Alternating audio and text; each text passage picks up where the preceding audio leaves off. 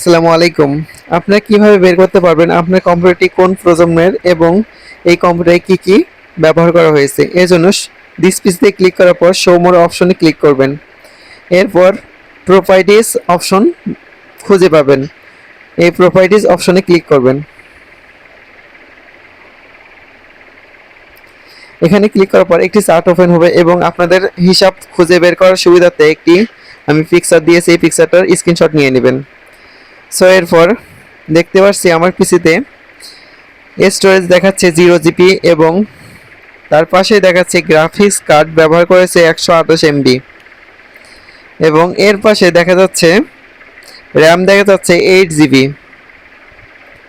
এবং তার পাশে আপনি দেখতে পাচ্ছেন ইন্টেল কোরাই TM-i3 10100 সিপিইউ ব্যবহার করা হয়েছে। এটি একটি দশম প্রজন্মের কম্পিউটার। এটি কিভাবে বের করব? i3 অথবা i5 বা i7 এর পরে যে সংখ্যাটি থাকবে এটি প্রজন্ম, অর্থাৎ যদি আপনার 5টি সংখ্যা থাকে তাহলে প্রথম 2টি হবে প্রজন্ম, আর যদি 3টি থাকে প্রথমটি হবে প্রজন্ম। আমার এটি দশম প্রজন্মের কম্পিউটার। এখানে নিচে আপনারা ডিসক্রিপশন বক্সে সব তথ্য পেয়ে যাবেন। এটি কত বিটে অপারেটিং সিস্টেম ব্যবহার করা হয়েছে এবং কি কি ব্যবহার করা হয়েছে সব কিছু এখানে আছে। এটি একটি উইন্ডোজ 11 প্রো ভার্সন ব্যবহার করা হয়েছে। এখানে সকল তথ্য নিচে খুঁজে পাবেন।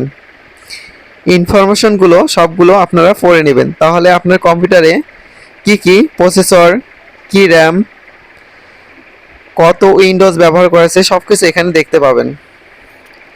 সো এই গুরুত্বপূর্ণ ইনফরমেশনটা যদি আপনার ভালো লেগে থাকে অবশ্যই আমার চ্যানেলটি সাবস্ক্রাইব করবেন এবং বেল আইকনটি অন করে দিবেন যাতে পরবর্তী ভিডিও আপলোড করলে সহজেই আপনারা নোটিফিকেশন পেয়ে যান।